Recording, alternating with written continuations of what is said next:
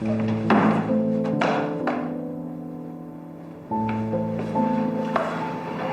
打电话什么态度啊？我让你照顾照顾闺女，怎么了？什么态度？你怎么知道我没去啊？你什么时候去的？放下电话我就去了。真的假的？你要是不相信我，那你问医生去吧。真去了？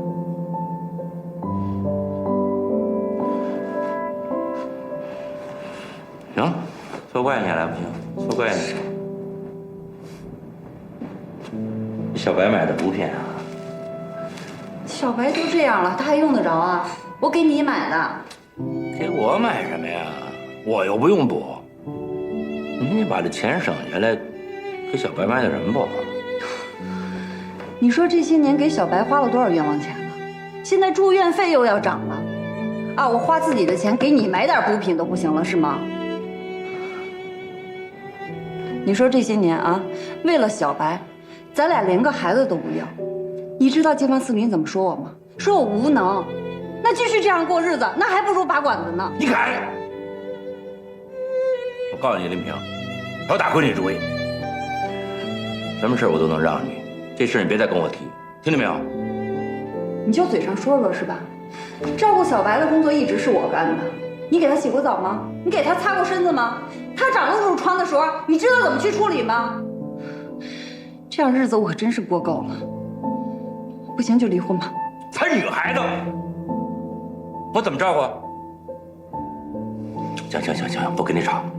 以后照顾闺女的事儿不用你去了，行吗？我去，我照顾她，行了吧？欠你的，欠你们家的还不行？你再说一遍，马律师，你再说一遍。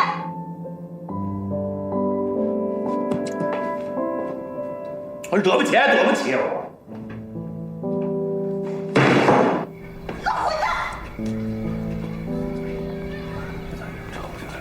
老头子，楼上又吵起来了，你快去看看。清官难断家务事啊！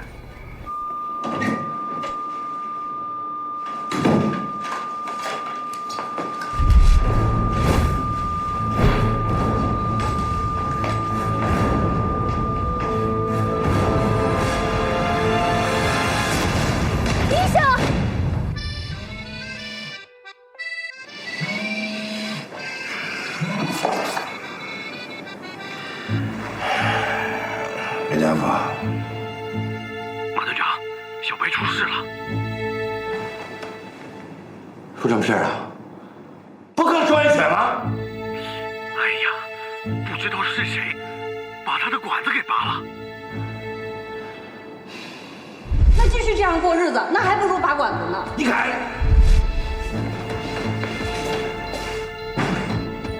李明，干嘛？你对小白做了什么？啊！小白死了，你知道吗？是不是你拔的管子？我没拔管子。这太恶毒了你！马丽香，你把话给我说清楚！马丽香，马丽香，你给我把话说清楚！给我说清楚！还有怎么清楚？怎么又吵起来了？现在几点呢？你去这趟医院，小白就死了，还有怎么清楚？我不想。告诉你，林平，这事儿要是真的，我饶不了你。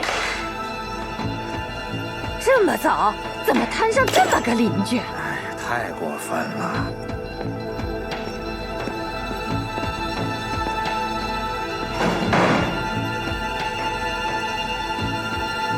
哎呀，挺好个表，可惜了。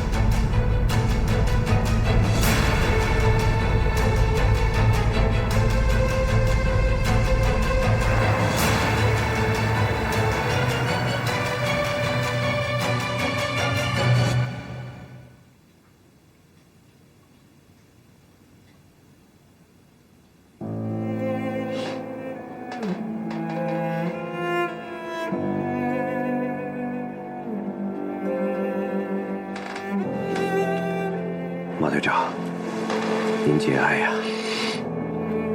大夫，你们怎么能这么踏实？会出这样的事故？马队长，这不是医疗事故。我们医院规定，每2个小时查一次房。凌晨2点，一切都还很正常。昨天还有谁来看过小白？除了你太太，没别人了。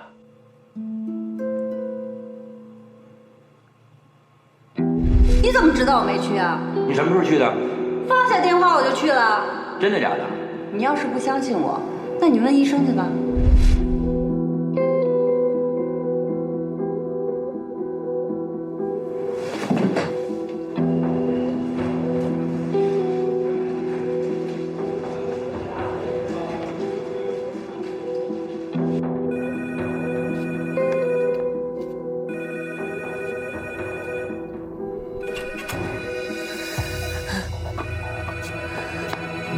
小平，杀人了！杀人了！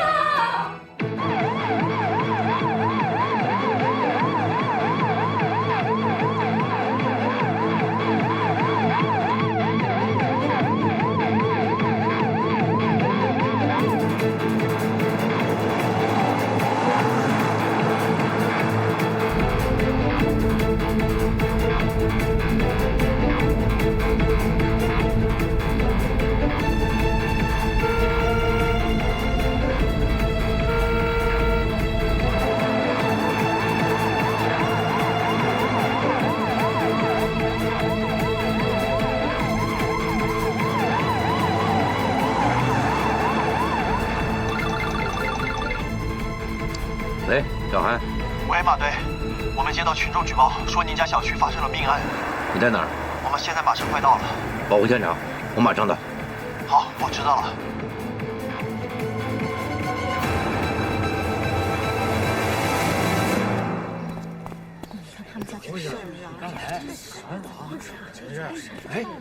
小子来了！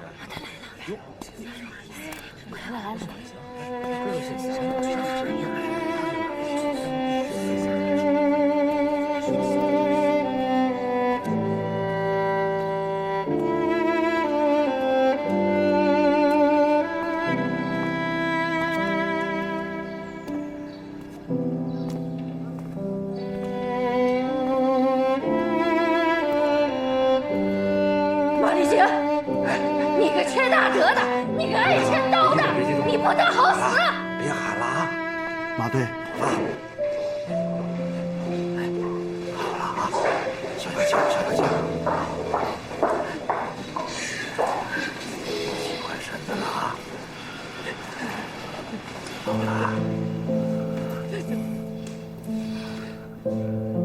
是不是？只有我一个人的痕迹？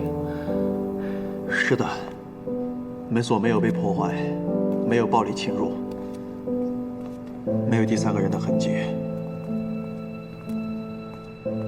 犯罪现场已经勘验结束，我们在阳台发现了一件你常穿的衣服，上面有血迹。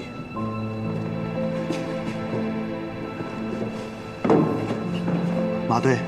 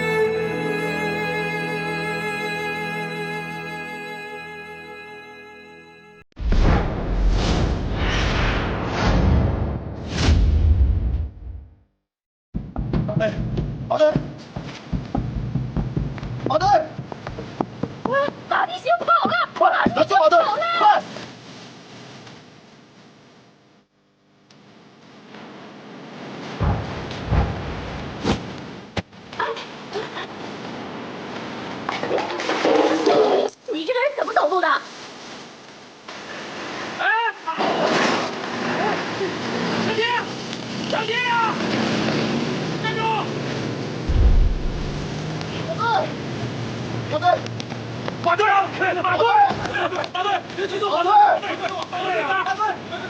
别激动，后退！后退！站住！好，拿回去！别为难兄弟们了！好的，你们听着啊！站起来！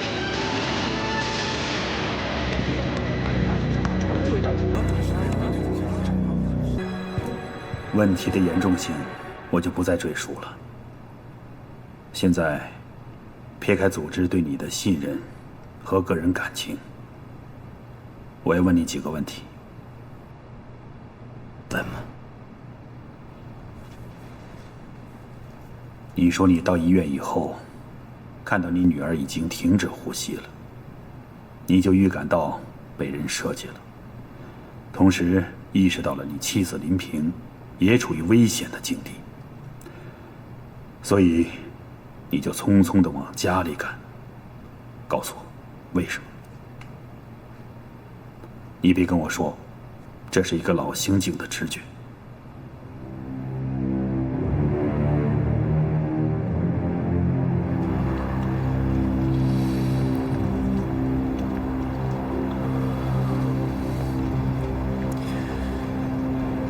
不管什么原因，林萍是无辜的，你就不该杀她。想扳倒马立行的人，不止我们。昨天我接到了一个陌生的固定号码打来的电话。老头啊，你不用管我是谁。现在公安正在全力抓捕你和田丽，你要想保护他呢，就听我的安排。马立行有个软肋，他有个女儿在康复医院。都够不容易的，你说亲爹亲妈都不管他，我们老马那么伤心，我还不帮帮他呀？我先走了，你注意看一下他的情况。如果有紧急情况的话，你再通知我。好，谢谢啊。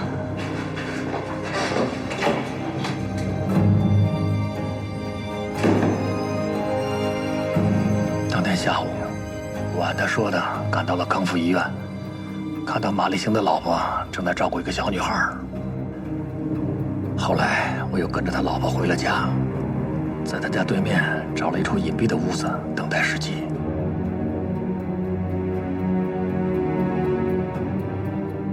到了半夜，我又返回医院，搬了小女孩呼吸机的管子。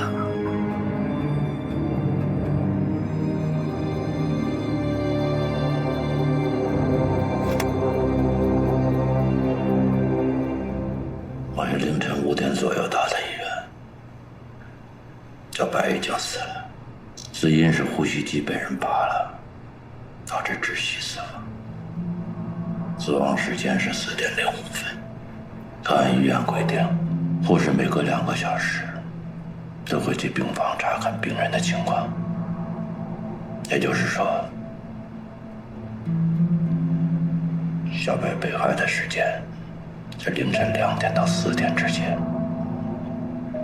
头天傍晚，林萍就回到了家里，当天晚上都跟我在一起，他没有作案时间。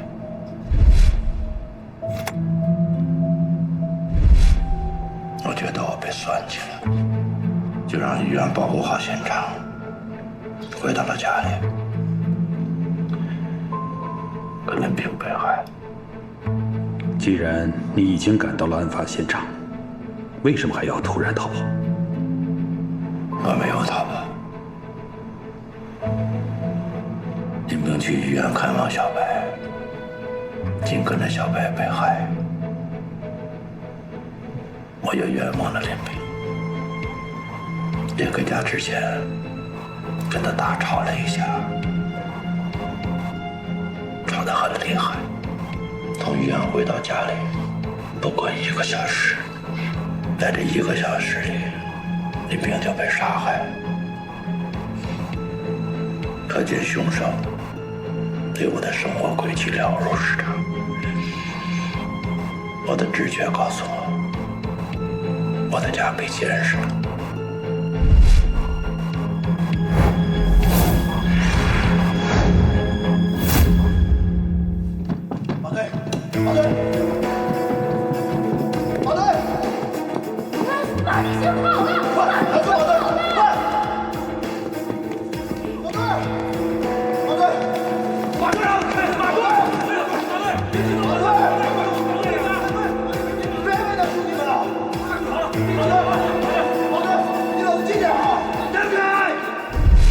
事发突然，我想不了这么多，我只想抓住凶手。那这个人究竟会是谁呢？没看清楚，但我敢肯定什么的。给我打电话的人非常了解马立行的生活轨迹，只有拖住他，才能。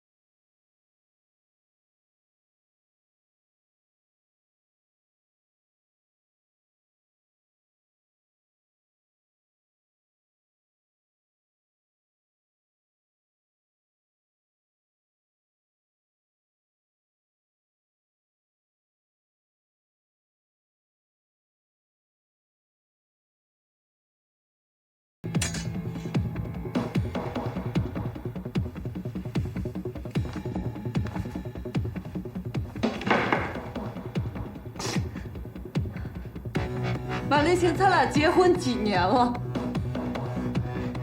你就对我是这样信任吗？我在你心里就这么恶毒？你想没想过我的感受？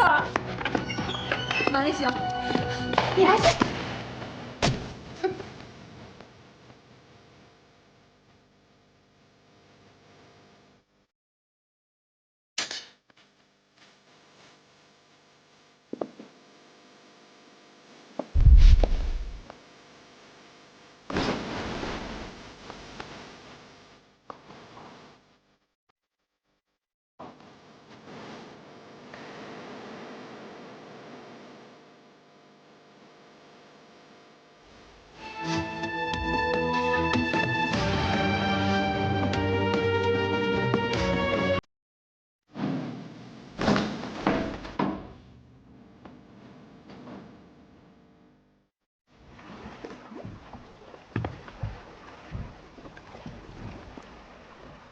之前的电话也是他，那我父亲的死肯定跟他有关系。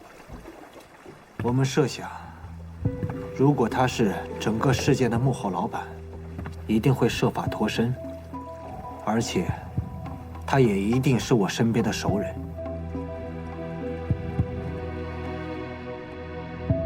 我在等几天里，马到未就天里就铤而走险，目的就是搬出我们。老马，这只是你个人的推断呐。你邻居的证词和现场群众拍摄的视频对你非常不利。刑警队长杀妻拒捕，这在网上传得沸沸扬扬，民愤极大呀。如果你不能有确凿的证据证明你无罪，你还得继续被羁押在局里。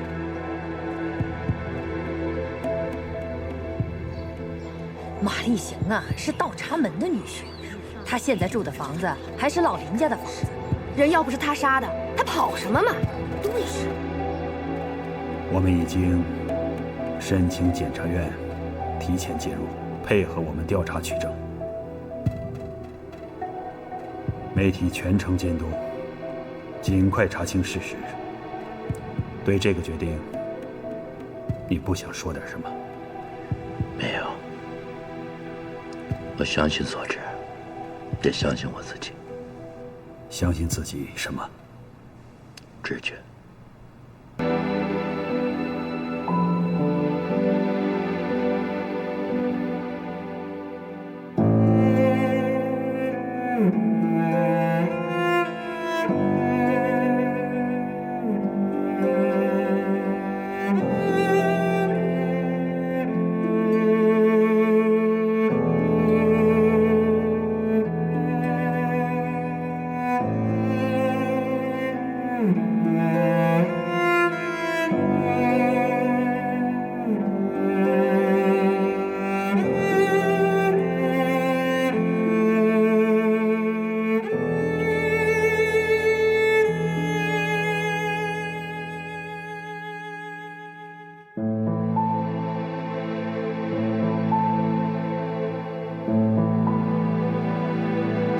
起来吧，太阳都晒屁股了。哎呀，快起来吧，我干点活。哎呀，好不容易休息一天，让我再睡会儿。哎呀，快点起吧，让我干点活。哎，再睡。哎呀，睡什么呀？赶紧起来，你帮我干活去。快点儿。哎呦，睡完再干呀。起，看着我都穿鞋了。干什么呀？挂下那窗帘。把那梯子拿来。自己不会挂呀？我能挂上你呀。我扶着梯子，别摔着我啊！不着你，你别弄脏我歪起了。哎呀，你怎么这么笨呢？哎呦，下来看看。好的了，你看，过来。大礼拜日的，给我！快下来吧，脏了。你看你感冒多严重，快买药。哎呀，快点！怎么喝？快点儿！躺2天就好了。良药苦口。哎呀，苦了，我太苦了。快点儿，都喝，都喝了。不就怕我传染你吗？传染你！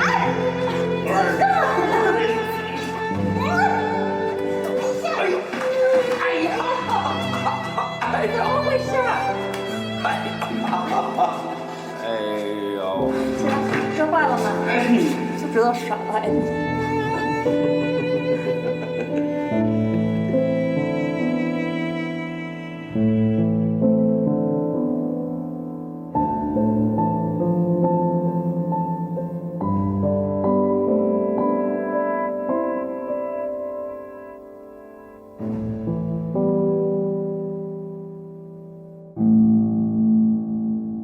按照公安方面提供的证据，马立行确实有在场的嫌疑。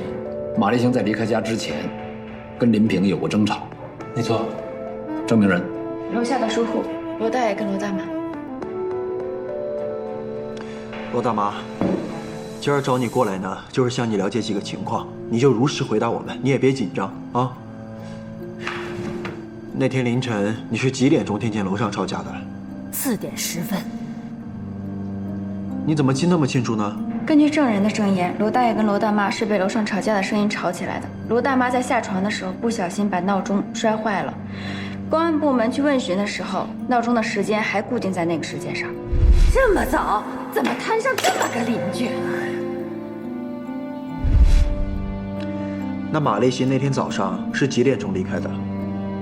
过了10分钟，4点20。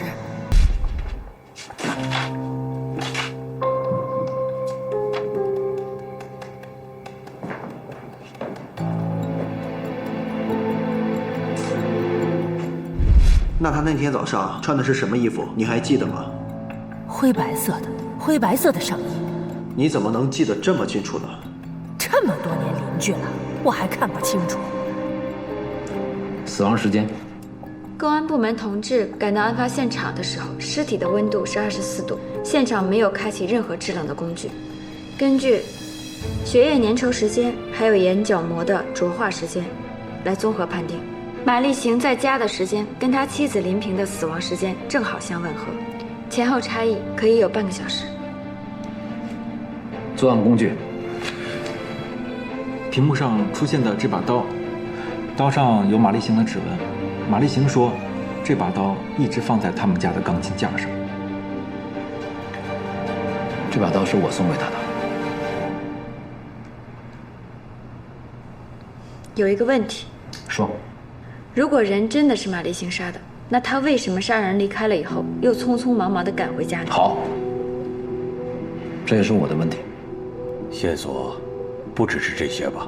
高健，根据现场的证据，你谈谈你的分析和结论吧。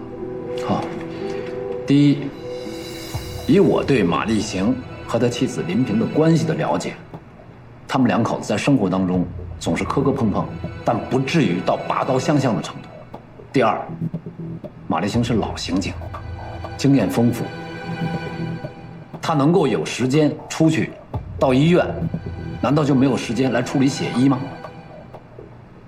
而且血衣上明显有被擦拭和蘸取的痕迹，不符合喷溅的形状，这显然是伪造的。所以，我的结论是不予批捕。既然如此，那就尽快在现场找到第三者作案的证据。好，小波，你联系一下公安局的同志，我们重走一遍马立行在案发前24小时的所有活动线。另外，对第一案发现场重新勘查。好的。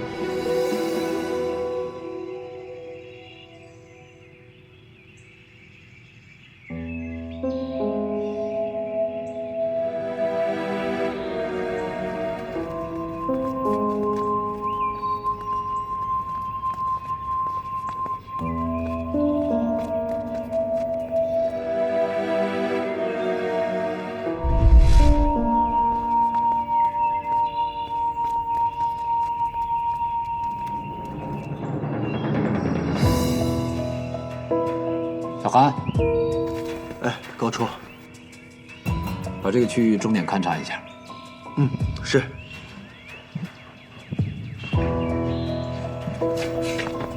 真，高主，马立行突然跑的位置在哪儿？在楼上。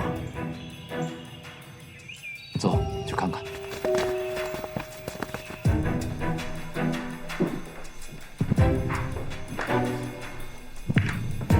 马队当时就在这个位置。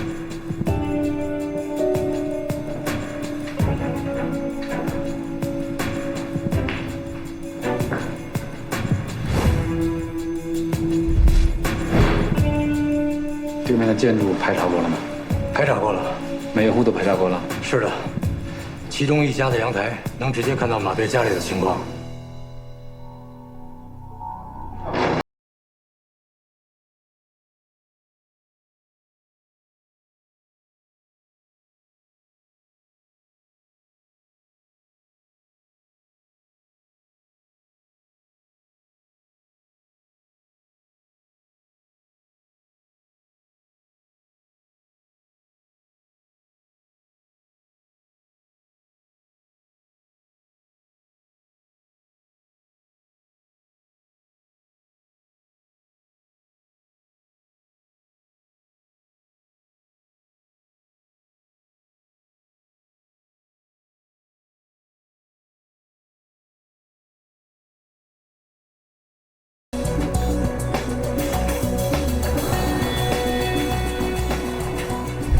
加上有断刺的仙人掌，而且仙人掌上有疑似人体。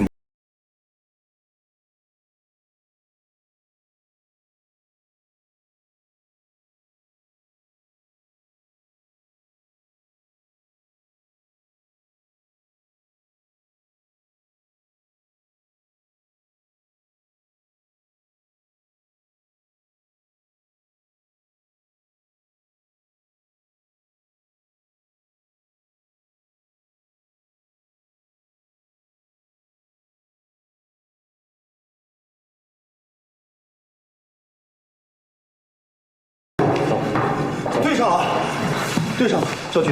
什么对上了？水平跟那个 DNA 对上了。对，到底怎么回事？赵局是这样的，我们在马队家对面的一个单元楼住所里边发现了一个水瓶，经过对仙人掌上遗留的头发上的 DNA 和水瓶上的 DNA 进行比对，我们发现这是同一个人的 DNA， 而且不是马队的。赵局，也就是说，林平被害的当晚，有第三个人潜入了马立行家，暴力杀害了林平。潜入地点就是阳台，作案后顺着原路返回的，血衣应该是凶手故意丢在垃圾桶的。有罪证据存疑，无罪证据出现。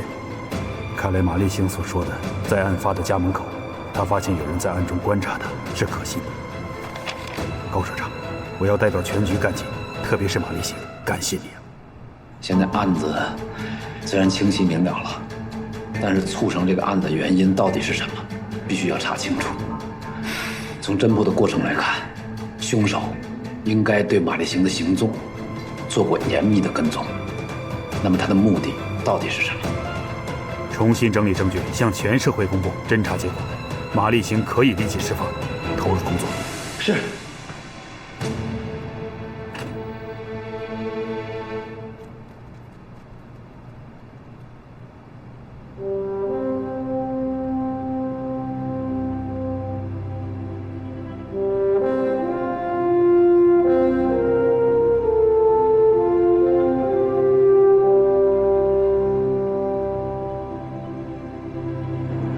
别站起来了，缓一缓。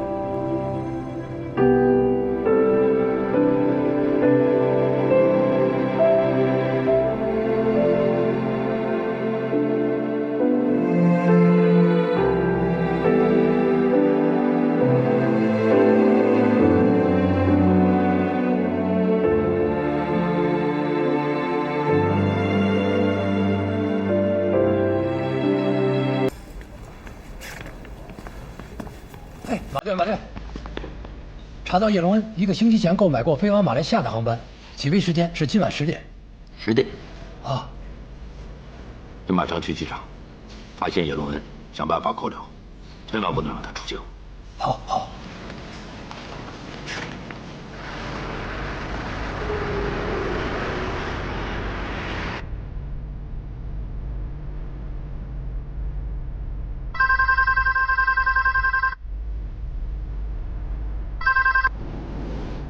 喂，妈妈。叶伦恩订了去马来西亚的航班。什么？马来西亚？对。不会这么巧合吧？就算他想潜逃，也不可能做得这么明显吧？不管真假了，我已经派人去机场了。这样，2条腿走路，水路也查一下。也是怕他从海上偷渡。不排除这种可能性，锁定出海船只。好，知道了，保持联络。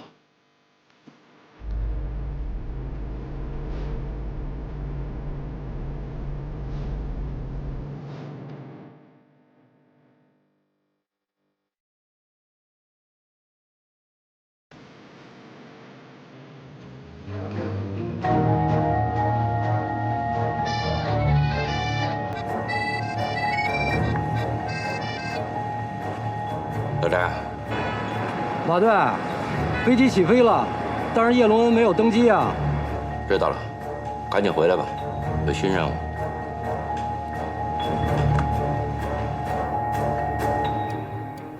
铁力，想不到幕后的老板居然是你的老师，我们现在应该怎么做？我我想用我自己的方式来解决，也许是条不归路。我不想连累任何人。铁力，在我这儿没有什么连累不连累的，我们想办法阻止他出海。那你先帮我查清楚叶龙恩什么时候出海。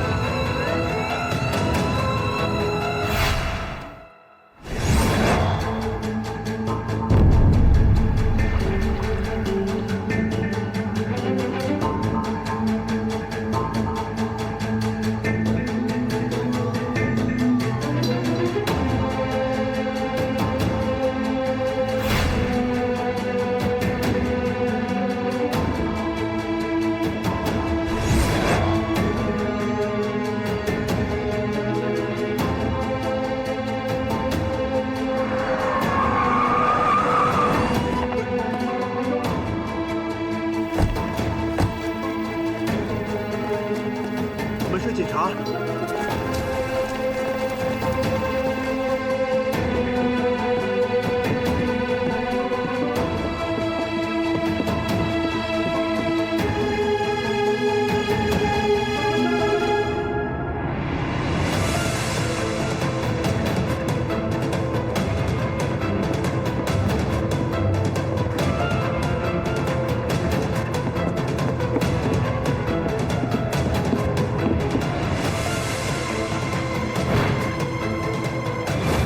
是这儿吧？是这儿。船呢？不是2点吗？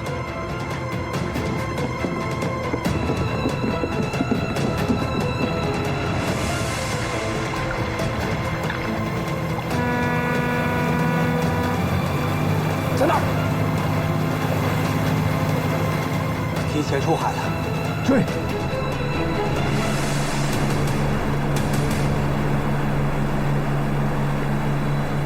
小韩，带人去那边。是。发现铁六马刀，马上去捕。是。小翟，去那边。是。小心啊，注意安全。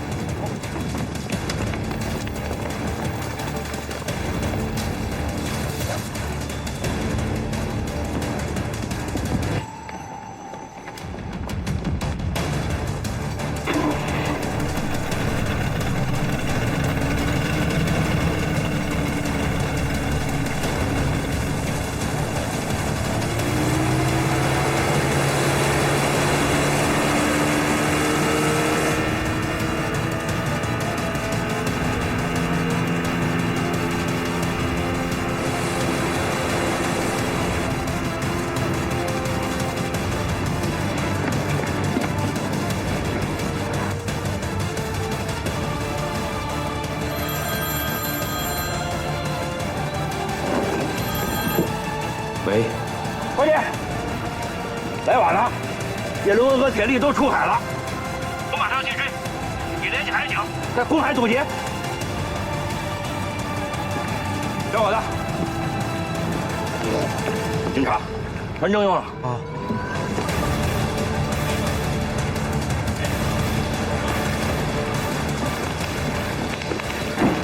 凤姐，不能再等了，铁力和叶龙恩都已经出海了。现在只有马立行一个人出海抓捕，我担心他有危险。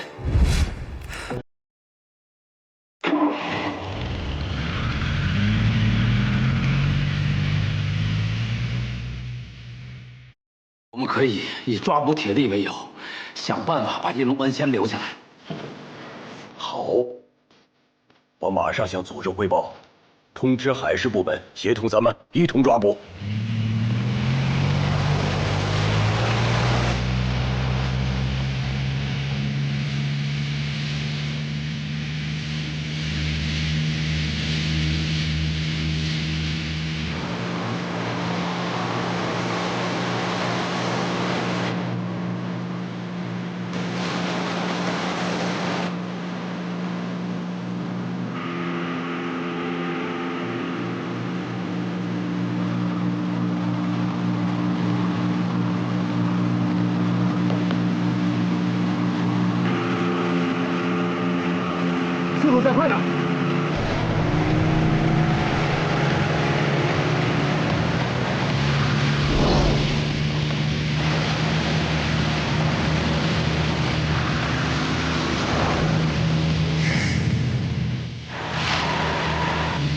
再加快！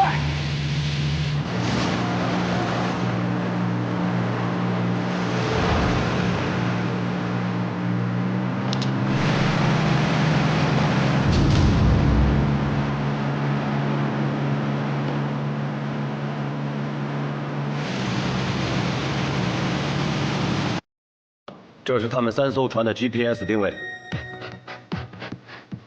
再过一会儿到公海，抓捕就困难。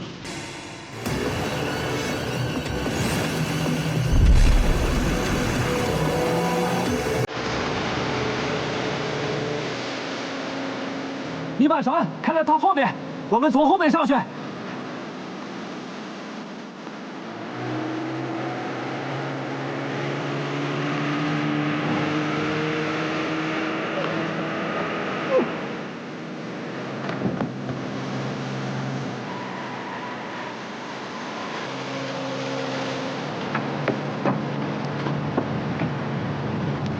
来啦，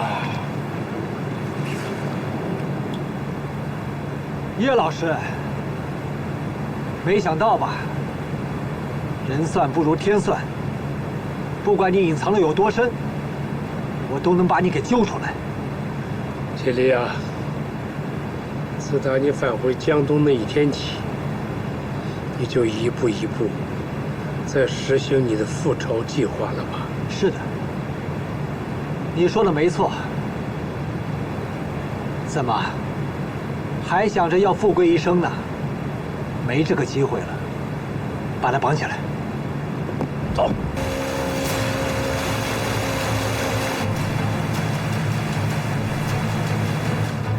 铁力，你要干什么？绑好回去，让他接受审判。你疯了吗？想在监狱里待上一辈子吗？从我犯法的那天开始，我就没想过要逃避法律的制裁。慢着，铁树教是活着，绝不想看到你现在这副样子。正就是正，邪就是邪。他虽然是我父亲，但我也要做我自己。铁力，铁力，我宰了你了！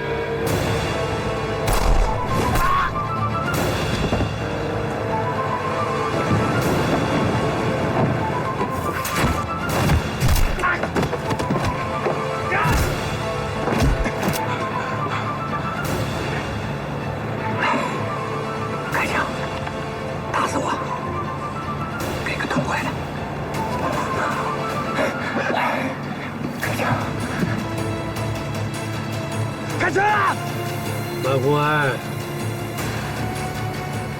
你可不能杀了他！马立选，我想为你的女儿和你老婆报仇呢！终究开枪打死我！他老婆真漂亮，身材真好，皮肤也白，为她报仇！来，开枪！开枪！打死我！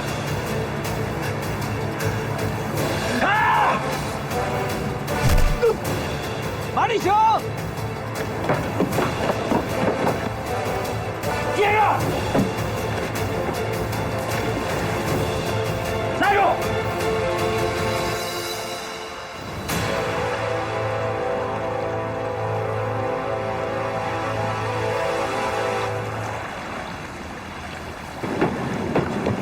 拿刀，不要！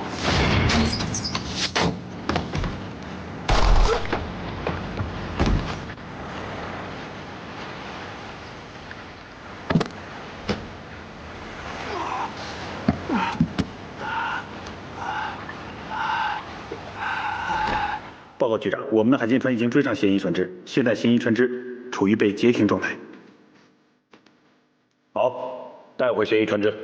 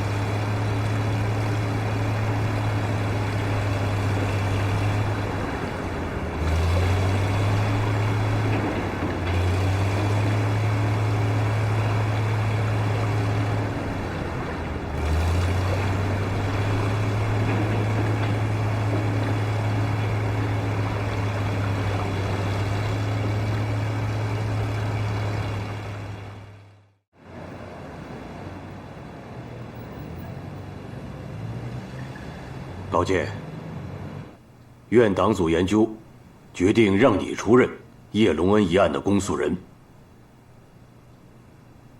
怎么？有什么犹豫的？他是我老师，我是不是应该回避？正常情况下，你确实应该回避。但是啊，这个案子有它的特殊性，一是因为叶龙恩一案和你正在审查的世华集团的非法集资一案有关联；二是叶龙恩他毕竟当过副市长，以他的级别呀，我们检察机关也一定要匹配相当的检察官来当公诉人。第三一点是我的私心了，你是叶龙恩的学生，你应该了解你的老师怎么出招吧？所以啊，你做叶龙恩一案的公诉人是最合适的人选。不要犹豫了，这件事就这么定了。我们检察院是检察长负责制，我是检察长，我对自己的决定负责。好好去准备吧。能让我想想吗？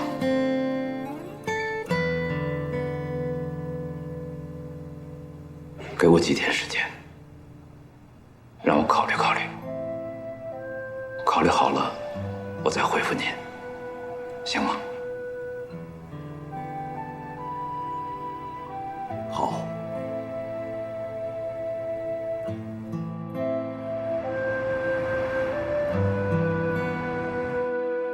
小时候，在父奶奶家过得怎么样？很好。爸爸这2天要忙案子，你在父奶奶家住2天，案子一忙完我就接你回家。好。你长大了要懂事儿，在父奶奶那儿要听话，不要给人家添麻烦。爸爸，我想你。爸爸也想你。爸爸在忙，你要听话。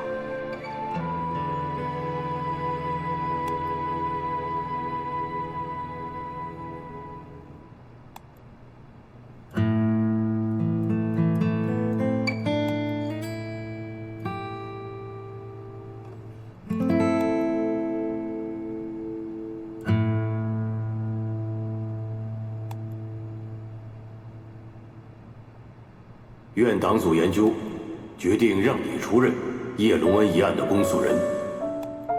你是叶龙恩的学生，你应该了解你的老师怎么出招吧？这一晃啊，一看你们都长这么大了，咱们相识有多少年了？再过1个月就满20年了。都这么多年了。我从小没父亲，叶老师不仅是我的老师，也像我父亲一样。不敢当，你呀是我最优秀的学生，没有你这样的学生，我也感到骄傲。哎呦，您过奖了。您忘了我刚做检察官助理的时候，办的第1个案子就犯错误了，要不是您的鼓励，恐怕我都没有勇气走下去。我记得我曾经对你说过，作为检察官要有自省的精神，一定要有克服困难的毅力。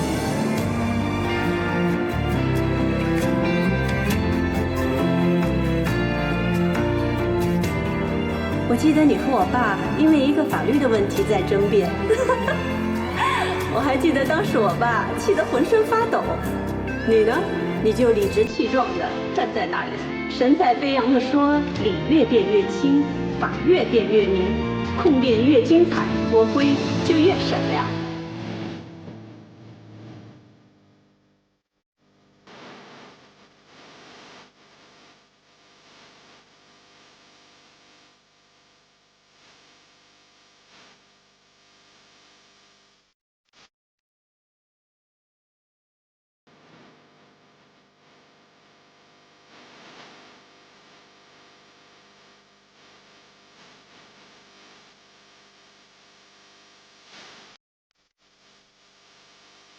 喂，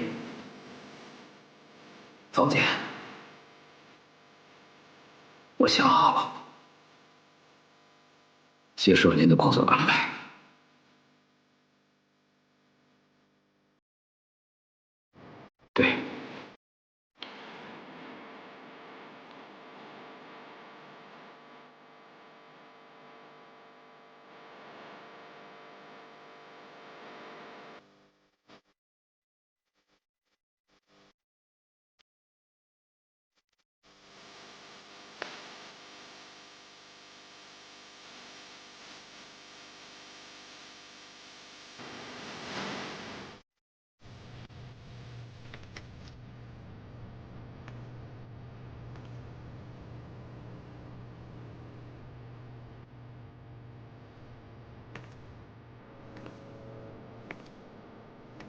高检察官，请保持距离。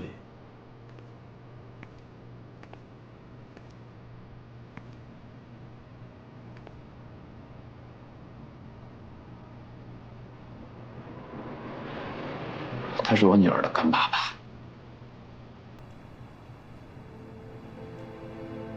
生日宴，谁让你这样给高双过生日的？你经过我允许了。铁力爸爸给我过生日，经过我的允许就可以了呀。毕竟我是你亲爸爸啊！听话，咱回家。来，我这回。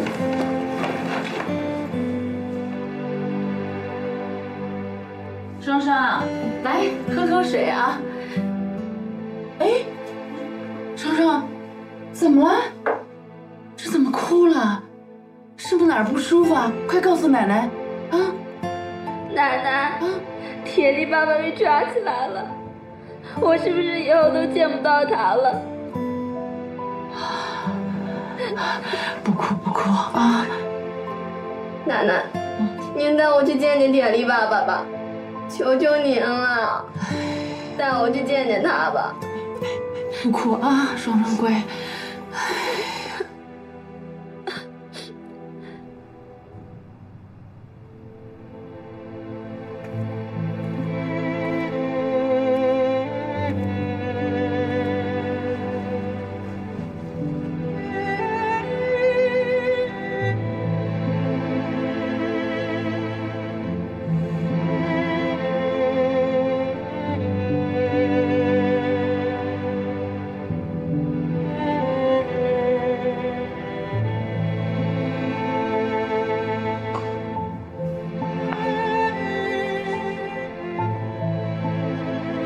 这个拥抱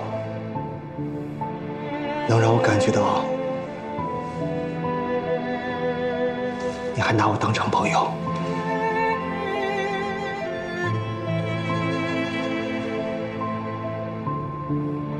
我现在这个样子让你很失望吧？是的，甚至有很多遗憾。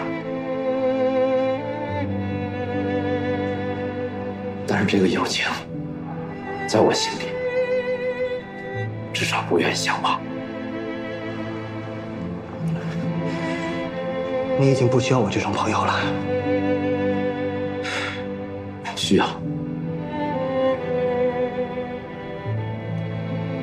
我需要你做污点证人。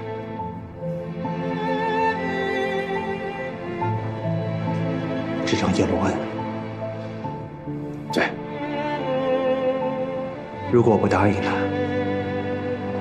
因为我已经报了仇了。你现在的所谓报仇，救不了你。我希望你能答应，就像在那个关键时刻，你调转航向。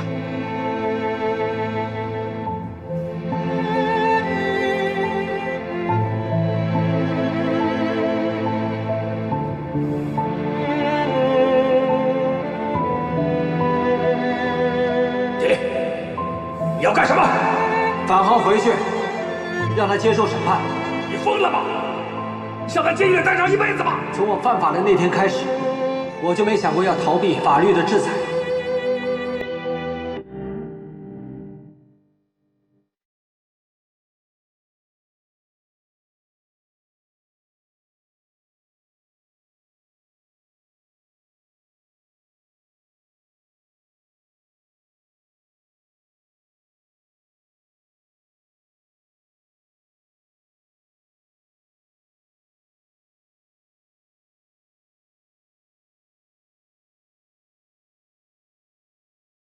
江东市人民检察院起诉书，被告人叶龙恩，男，1950年6月3日出生，江东下林镇人，因涉嫌集资诈骗罪、故意杀人罪、滥用职权罪，于2017年10月被江东市公安局刑事拘留。叶龙恩2002年至2012年担任江东市副市长一职。任职期间，与江东集团、华正集团私下多有来往，并并掌握世华集团的经营管理。审判长，起诉书宣读完毕。被告人叶龙恩，你对起诉书指控的事实和认定的罪名有意见吗？审判长，身份认定没有异议，但公诉人说我犯有集资诈骗罪、故意杀人罪和滥用职权罪，这是无稽之谈。我希望法院公正合理的按照我国的法律程序对我进行审判。完了，现在开始举证质证。首先，请公诉人针对起诉书指控被告人叶龙恩犯集资诈骗罪的事实，向法庭出示证据。审判长，针对叶龙恩集资诈骗人民币10亿元的犯罪事实，公诉人将按指控犯罪、证明犯罪的要求，将证据分组向法庭出示。首先，向法庭出示第一组证据，证明被告人叶龙恩伙同江东商业银行行长蓝和培创建世华公司，以稀有金属矿为由，吸收巨额公众存款并据为己有的事实。具体包括：一、王建国举报的案卷卷宗；二、媒体记者从世华集团内部获取并递交司法机关的部分世华集团账目资料；三、世华集团董事长邱炳森的证言录音；四、被告叶龙恩出入境记录。被告人叶龙恩，你对这组数据有意见吗？没有。辩护人呢？除了第4份证据能证明与我的当事人有关联之外，目前看不出其他证据与本案或者与我的当事人有任何关联。公诉人继续举证。公诉人申请证人铁力出庭作证。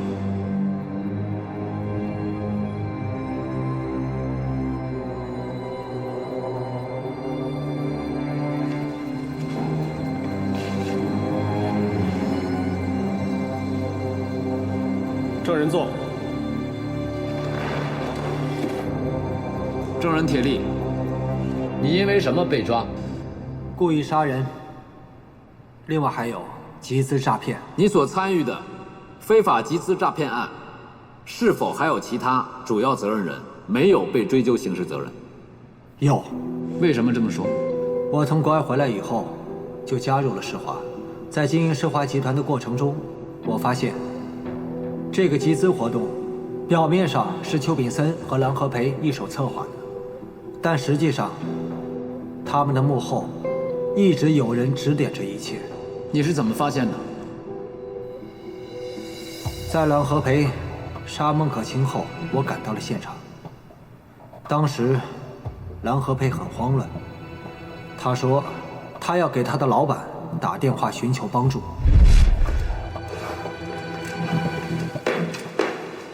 这么晚了，什么事儿？我杀人了！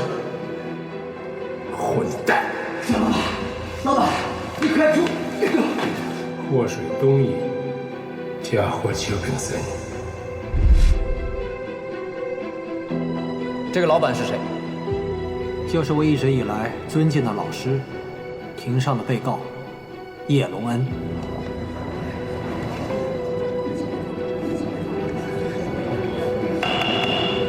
肃静。审判长，公诉人没有问题了。辩护人还有要询问的吗？有。证人铁力，你说你当时就听出了这个声音是我的当事人，是吗？不是。也就是说，你当时在现场接听了电话，那你为什么不报警呢？因为我想查清楚世华集团的幕后主使，我担心当时报案的话会打草惊蛇。那我是不是可以理解为，你为了查清楚内幕，所以包庇了一桩杀人案？审判长，辩护人的问题与本案无关。审判长，如果证人包庇了一桩杀人案，那辩护方有理由怀疑证人证言的真实度。好，我可以仔细回答你这个问题。世华集团经营的是矿产项目，实体矿又在国外，矿物生产经营不断的话，就必须得有主要负责人在现场盯着。可是蓝和培在经营世华集团的过程中，一直未曾离开过江东去往国外。我曾经问过蓝和培，矿物生产现场由谁在负责？他的回答是：你不该问的就不要多问。因此我推断，世华集团的幕后一定还有其他人在参与。其次，世华的经营所得70%要交给蓝和培。世华集团的董事长邱炳森被公安局经侦处调查之后，曾经请示蓝和培，要求转移资金。可与此同时，他的个人转账账户被他的秘书米兰达窃取，交给了江东电视台的记者。我因为获知信息及时，赶到了那个记者家里，拿走了那个 U 盘。是这个 U 盘吗？是的。审判长，公安人员对 U 盘中的信息进行了提取。信息显示，大额资金通过邱炳森的账号，分别向香港的20个账号转移资金。表面上看，像是业务资金流转，但是，当我们追查账号所属人时，发现，其中一家名为海力发的公司法人代表，是一位叫苏敏的女士。苏敏是蓝和培的太太，这家海力发公司是接受邱炳森转账最多的一家，并且在长达5个月的资金账目上，海力发只是单纯接受资金，在业务上和世华没有任何往来。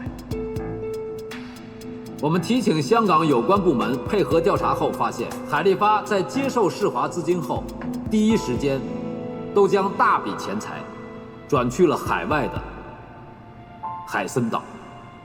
钱转到这个岛上，跟我有什么关系啊？海森是被告人叶龙恩当年的笔名。其次，我们从叶龙恩驾驶的游艇上获得了一本他的护照。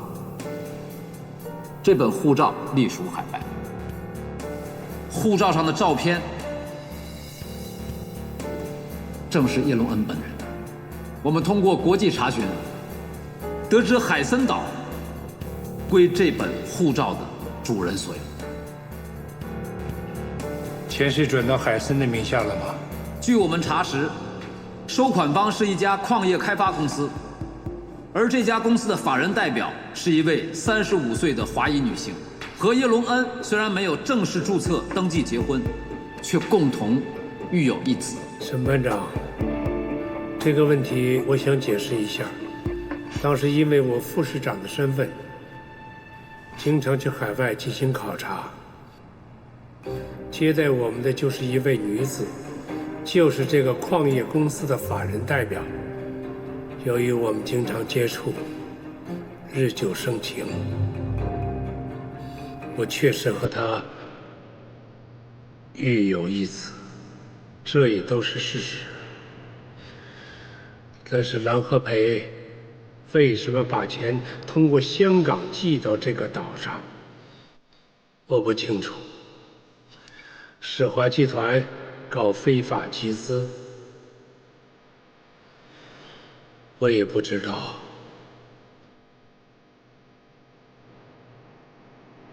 辩护人申请提问。准许。证人铁力，从卷宗看，你对我的当事人有过暴力行为，为什么？他想要潜逃，我要将他带回来，接受法律的制裁。证人铁力，你没有证据证明我的当事人当时是要潜逃。我问你，你为什么会知道我的当事人要出海？我一直在追查世华集团的幕后主使，通过码头游艇俱乐部我查到了他的出海信息。那请问证人，我的当事人出海之前，你有没有机会阻止他？证人，请回答。我的当事人在出海之前，你有没有机会阻止他？有。那你为什么一定要等到我的当事人出海之后，才以暴力阻止他呢？在确认叶龙恩就是世华集团幕后主使的同时，我因为被警方通缉，因此不具备公开阻止叶龙恩的条件。但与此同时，我还是把我收集到的证据以快递的方式间接提供给了公安机关。我的问题问完了。被告人有问题问证人。有。请问证人，那一天你带一个陌生人上了我的游艇，想杀害我替你父亲报仇，确有其事吧？证人铁力，有没有这回事？有。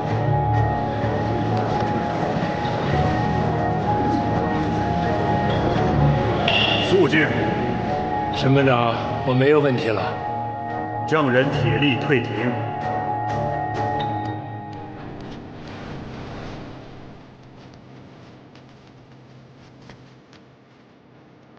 公诉方是否还有证据出示？有。公安机关关于10月13日海上缉捕叶龙恩的时候，在他驾驶的游艇内舱缴获巨额现金1068万元。请问这些钱是你的吗？不是。那为什么会出现在你的船上？我要出海海钓，租了一条游艇。至于游艇藏了那么多钱，我不知道。你上船之前有没有检查船只？没有检查。这是一份银行凭证和数张的连号纸币，这是江东中路街支行出具的预约取款凭证，凭证写得清清楚楚，你于10月12日下午支取200万现金，也就是这张图片里的钱，其中有1万块钱的连号纸币被混在缴获的1068万元现金当中。那只能说那1万元是我的呀，也不能说1068万元都是我的呀。被告人，你对刚才出示的证据以及证人所做的证言有什么意见？这些证据证言只能作为外围证据，不能作为证据，只能说明这个事情的组织者出了问题。邱炳森因为非法集资已经被抓了，这件事跟我毫无关系。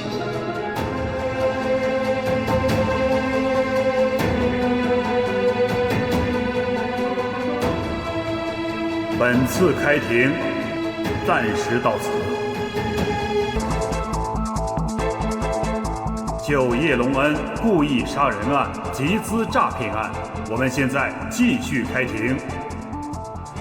下面，公诉人针对起诉书指控的叶龙恩故意杀人罪的事实，向法庭出示证据。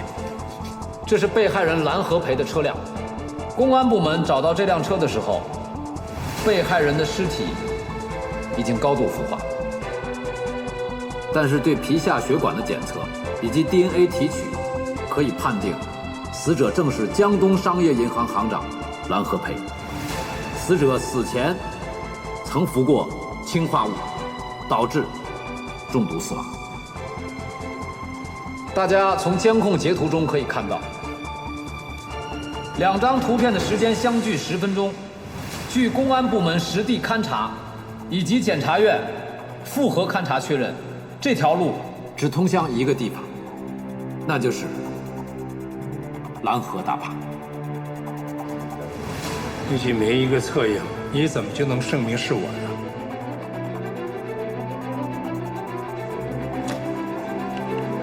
我们从被害人的车上找到了这部手机，据被害人家属称，这部手机不是被害人所属。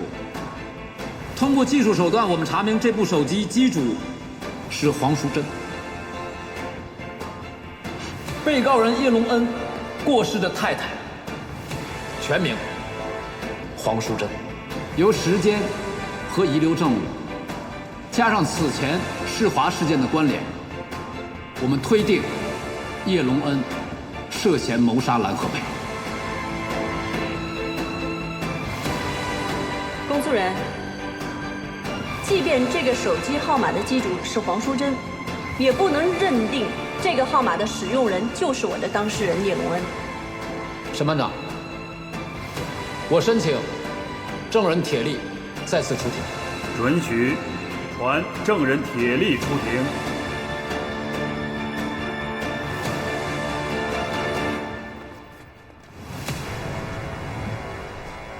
证人铁力，你是否曾经送过一张电话卡给公安刑侦队？有。什么时候？在刑侦队，马立行队长他的妻子林平被杀的第3天。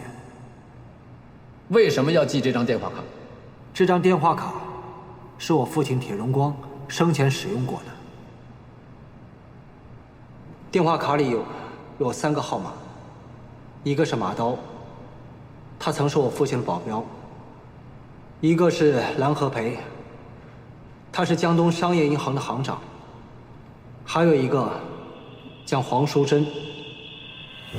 我无法确认黄淑珍的真实身份，因此我把这张电话卡寄给了公安局。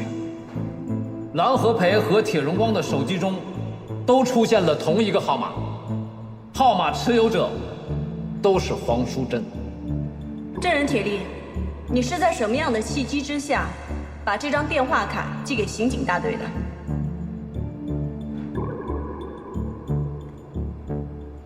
在被警方全程缉捕的时候。你在被通缉的时候寄出了这张电话卡，是为了脱身，对吧？是希望公安局能够通过这张电话卡查清幕后主使。那你拨打过黄淑珍的这个电话号码吗？打过，一直是无法接通。既然是无法接通，你怎么能证明你知道谁是这个电话号码的使用者呢？我只查到了机主叫黄淑珍，是个女的。你认识这个黄淑珍吗？不认识，但是我后来知道她已经死了。你怎么知道她死了？因为我看到了她的墓碑。对，就是这个墓碑。你知道在江东市有多少个名叫黄淑珍的女人吗？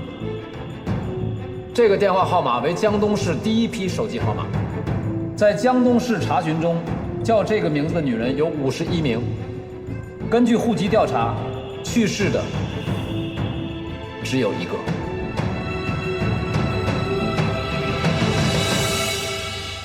证人，你一直强调说这个电话号码的使用者是我的当事人，那么我请问你，你有亲眼见到过我的当事人还有邱炳森以及还没有去世的蓝和培见面吗？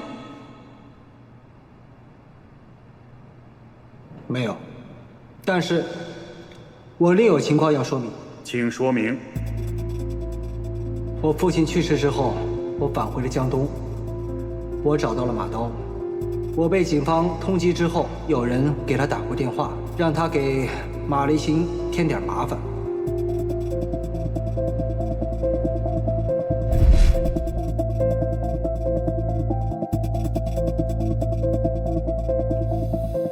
喂，马刀啊，你呀，不用管我是谁。现在公安正在全力抓捕你的邵主任。你要想保护他呢，就听我的安排。马立行有个软肋，他有个女儿在康复医院。我们通过码头游艇俱乐部确认，给马刀打电话的人就是叶鲁恩，而我在蓝和培杀孟可卿后，清晰地听到叶龙恩的指示，他指示蓝和培祸水东引，嫁祸邱炳森，所以我断定叶龙恩是系列杀人和世华公司非法集资的幕后操办人。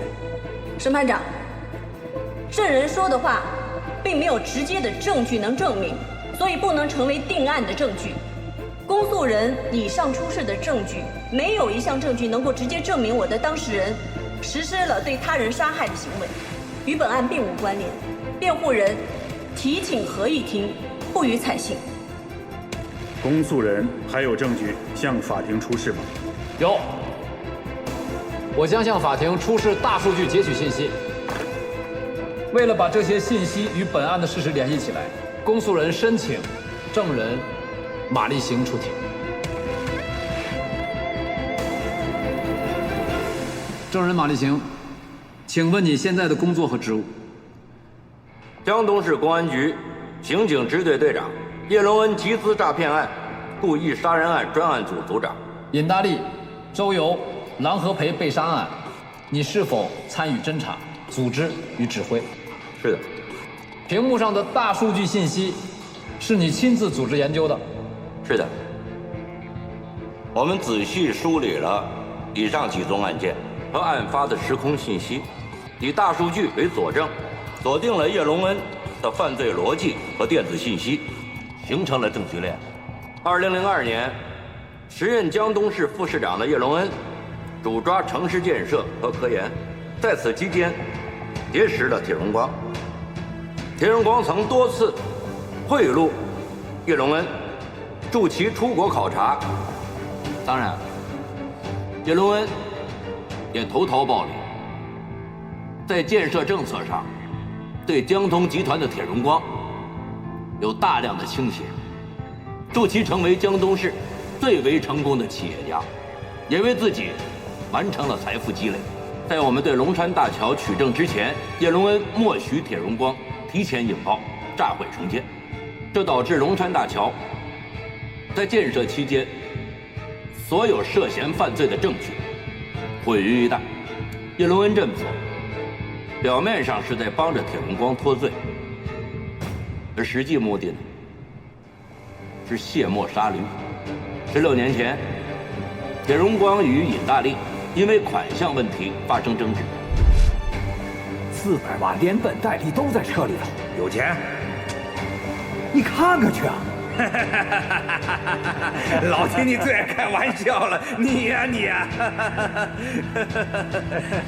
啊！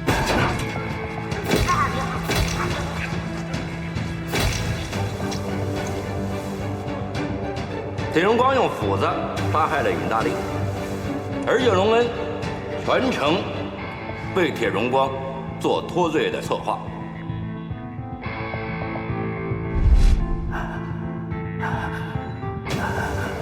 老板，我把尹大利给杀了，尸体怎么办？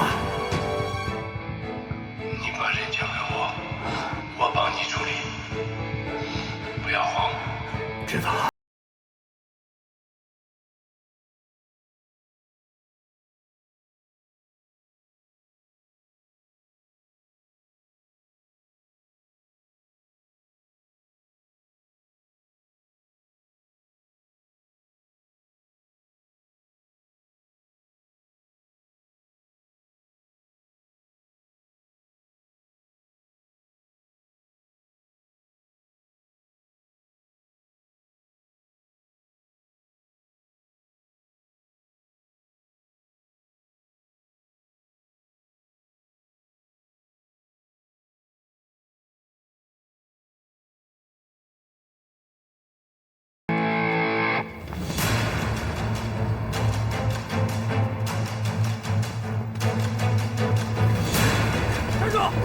别跑！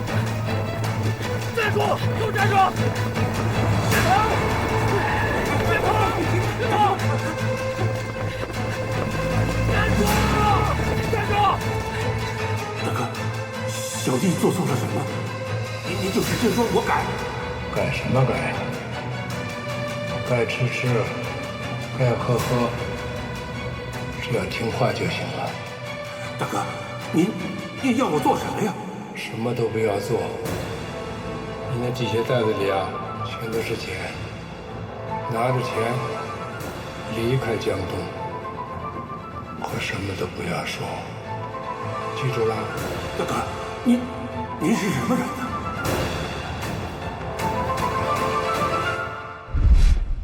而周游也被叶龙恩保护了16年。他之所以这么做，就是为了控制铁荣光。但发达之后的铁荣光，就像一匹脱了缰的野马，无法驾驭。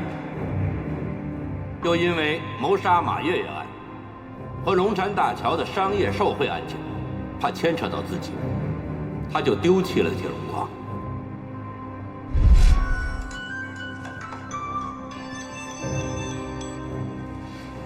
对，老板。铁荣光的发布会看了吗？看了，很得意。铁荣光这么做是脱了轨，他要撇开我们独立运行，这绝对不行。我让你做的事，我准备好了吗？让和铁荣光素有矛盾的丁红取而代之。他指示周游买通了2名社会男女，假冒情侣，故意挑衅铁力，引发打架斗殴事件。这2张卡里，每张卡里有10万块钱。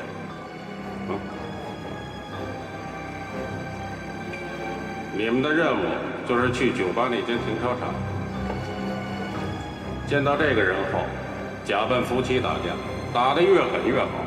记着，一定要逼他出手，听明白了吗？听明白了。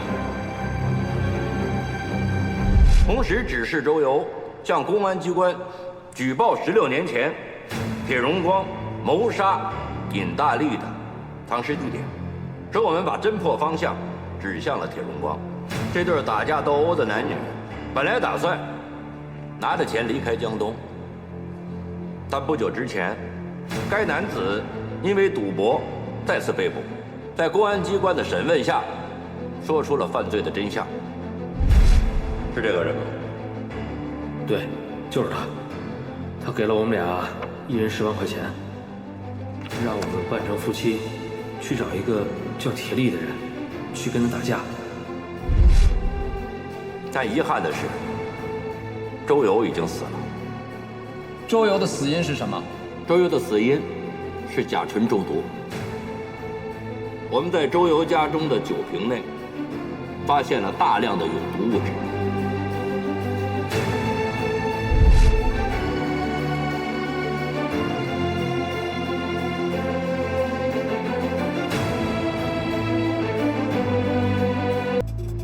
但遗憾的是，周游已经死了。周游的死因是什么？周游的死因是甲醇中毒。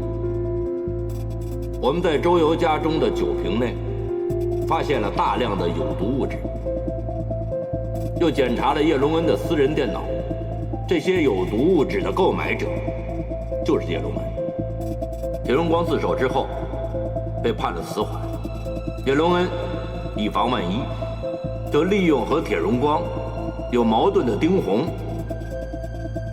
以铁力的人身安全做威胁，迫使铁荣光在狱中停药病故。丁红被杀案件和被告存在何种关系？按道理来讲，铁荣光病故，周游暴亡，叶龙恩应该已经完成了计划，但铁力返回了江东，并向公安机关举报了丁红的儿子丁天故意谋杀案的罪证。丁天被判死刑，丁红救子心切，求助于叶龙恩，遭到了拒绝。恼羞成怒的丁红就用犯罪真相威胁叶龙恩，叶龙恩为求自保，只得利用复仇心切的铁力之手杀害了丁红。丁天是我的命根子，他要出了事儿，咱们就同归于尽。这个人不能留了，铁力或许能帮上忙。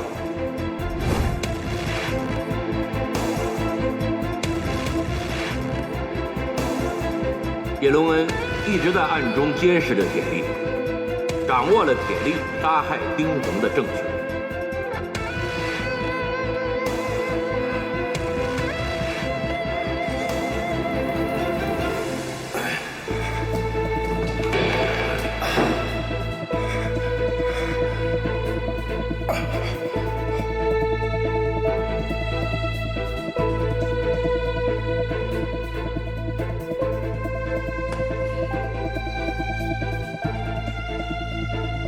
并把这些证据以匿名信的方式寄给了公安局。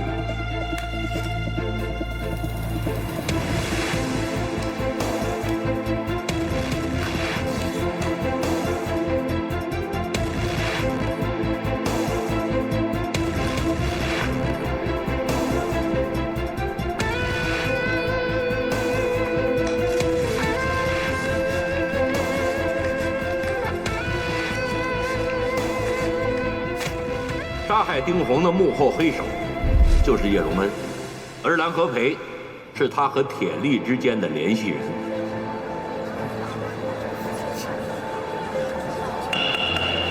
肃静。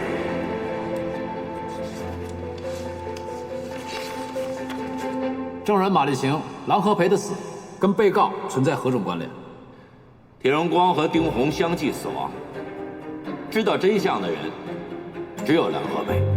蓝和培本来是叶隆恩最信任的人，但蓝和培因为情感问题失手杀害了情人孟可卿。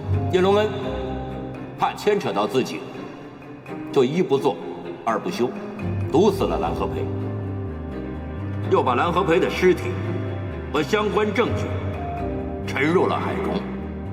开庭前不久，我们找到了蓝和培的尸体。蓝和培死于氰化钾中毒。你为什么认为蓝和培的死是叶隆恩所为？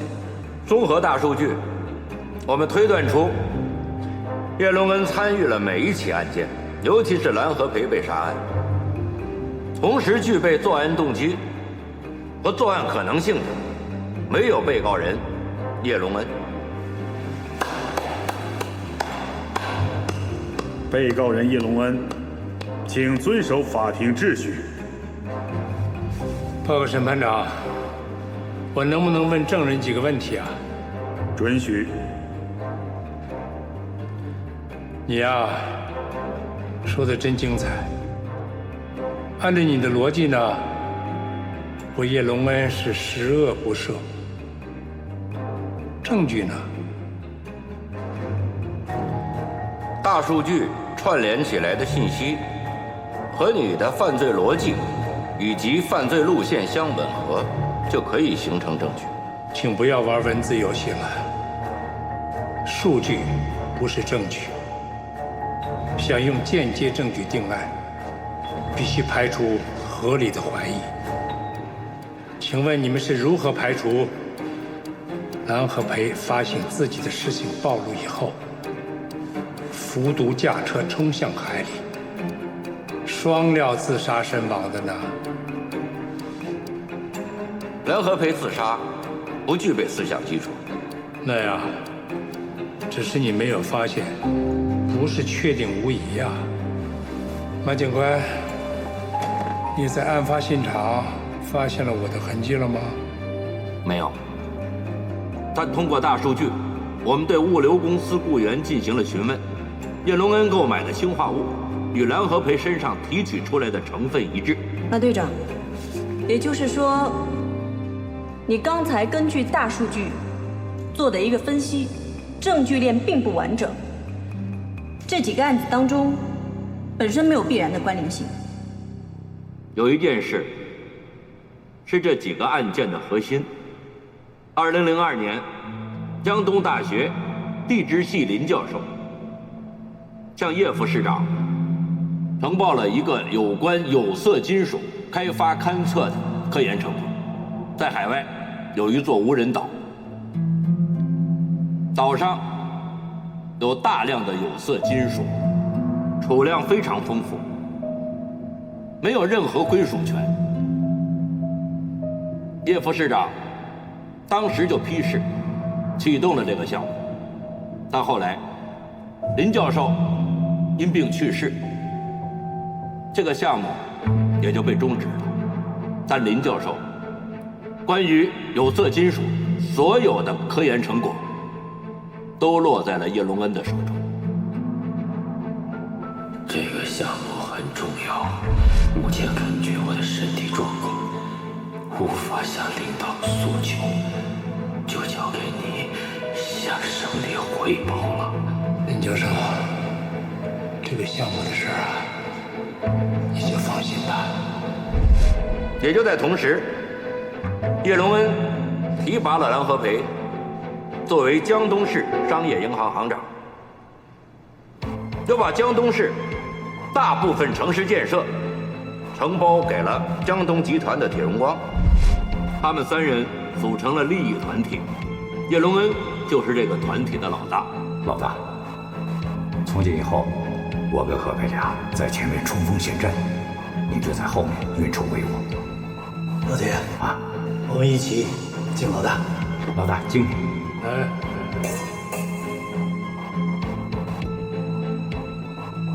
自此之后，江东集团每一个项目的项目款都由江东市商业银行贷款，而江东集团利润的30%也以还款和利息的方式返还给蓝和培。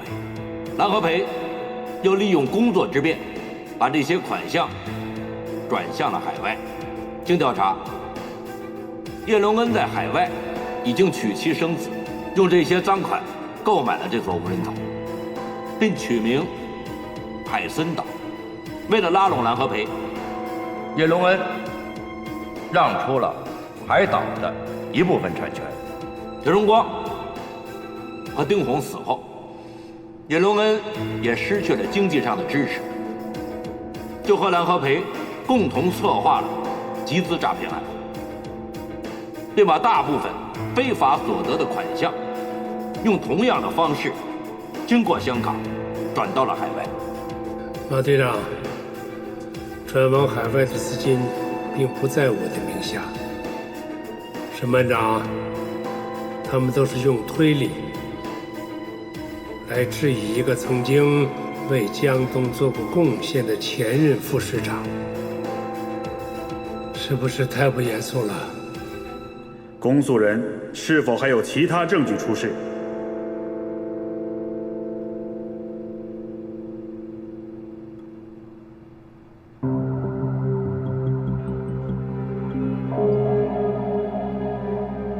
公诉人是否还有其他证据出示？如果没有的话，本庭宣布。等等。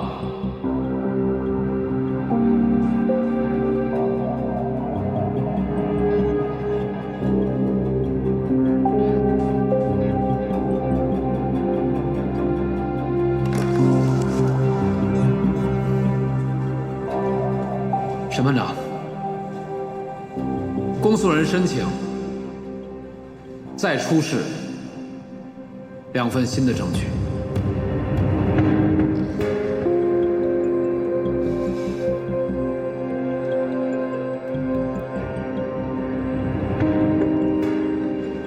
这2份证据可以证明，大数据中的背影就是叶龙恩本人。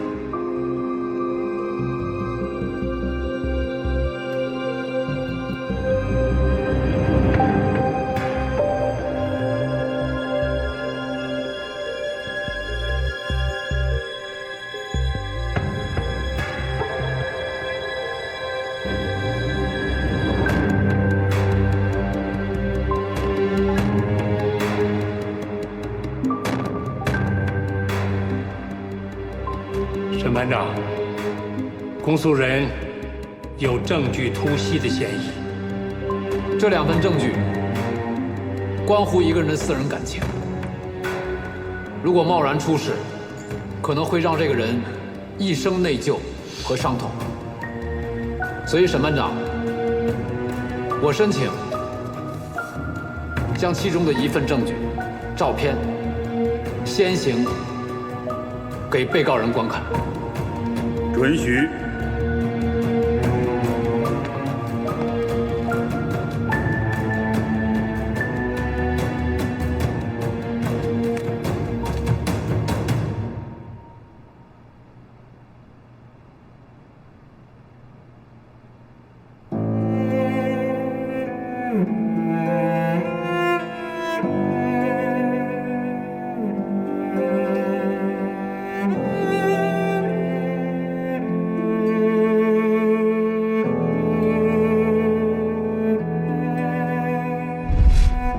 举报，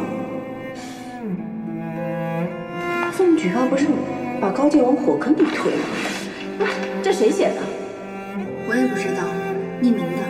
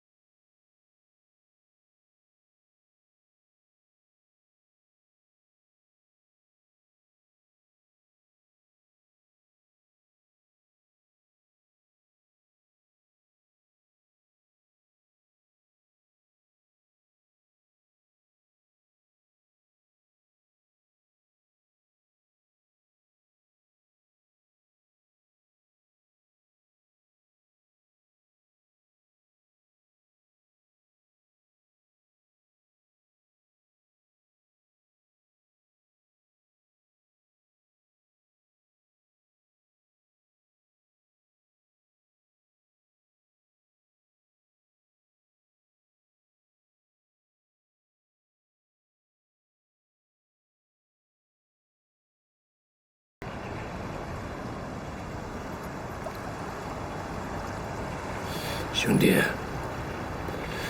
这手续都给你办妥了，正道是出不去了。到美国去避一避，那边会有人接你。谢谢大哥。大哥，这次石化出了这么大的事情，责任都在我，是我没把控住全局。不会牵连到您吧？不会的，你就放心吧。只要你出去，我就没事了。记住，到了美国，不要抛头露面。钱呢，我会尽快的给你打过去。谢谢大哥。今天咱也只能这么简单的一别了。咱俩喝点家乡的酒吧。就算是告别了。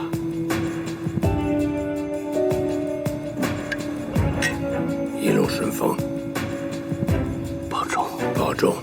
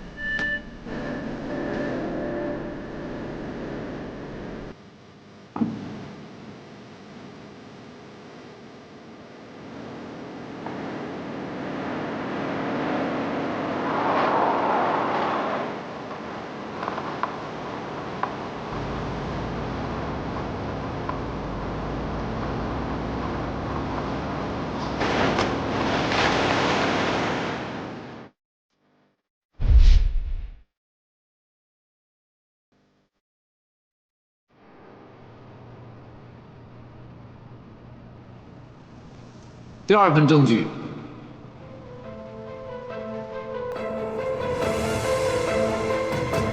是一支录音笔。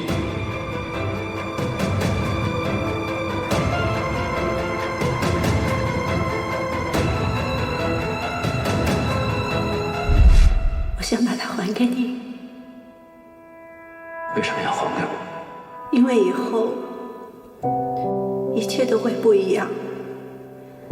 你和我之间再也不可能像现在一样，所以今天此时此刻此地，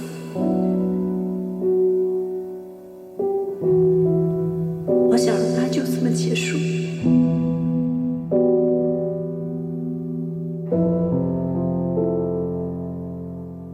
它对我很珍贵。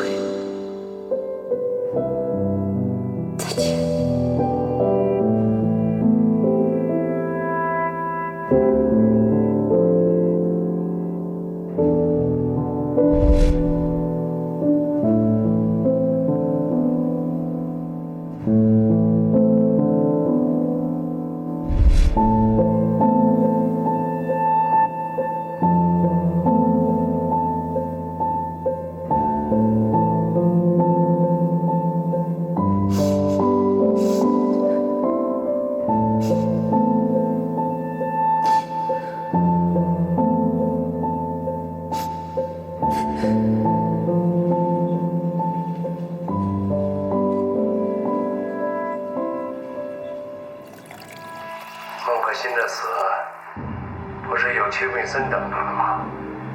只要你咬得住，就不会有什么事儿。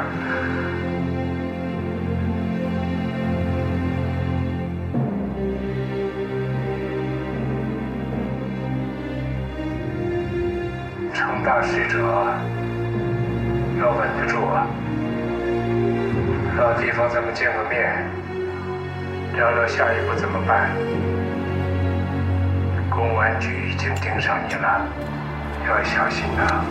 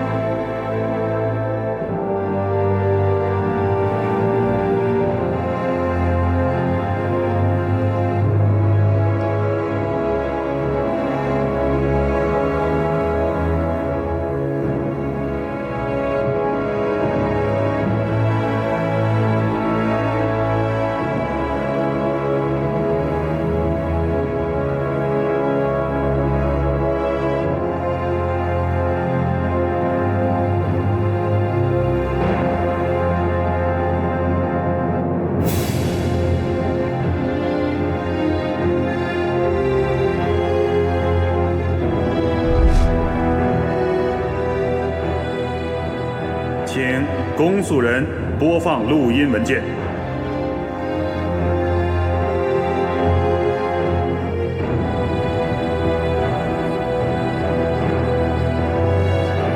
请公诉人播放录音文件。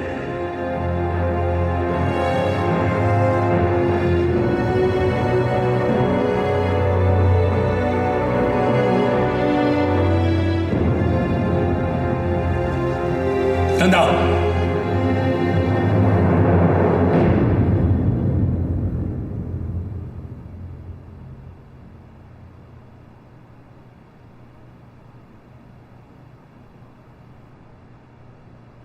多姐，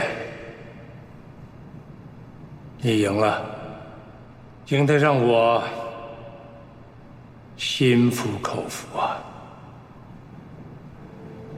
我真没想到。你会用我最在意的人逼我就范，我为有你这样的好学生感到高兴。